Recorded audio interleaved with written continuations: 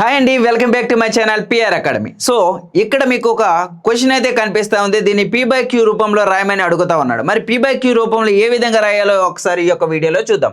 So 0.531 and so on అన్నాడు. అంటే 531కి bar ఉంది. ఇక్కడ 531 మొత్తానికి కూడా బార్ ఉంది.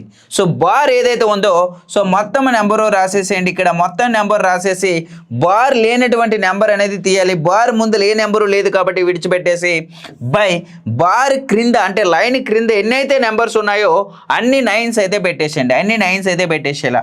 అంటే నా ఆన్సర్ ఇప్పుడు 531/999 అనేది ఆప్షన్ ఉండాలి. కానీ ఎక్కడా కూడా అది లేదు కాబట్టి సో దీన్ని ఇంకేమైనా క్యాన్సిల్ అవుతాయి అంటే సో 9 5 45 9 9 81. సో 111 అంటే 59/111 అయితే నా ఆన్సర్ అవుతుంది.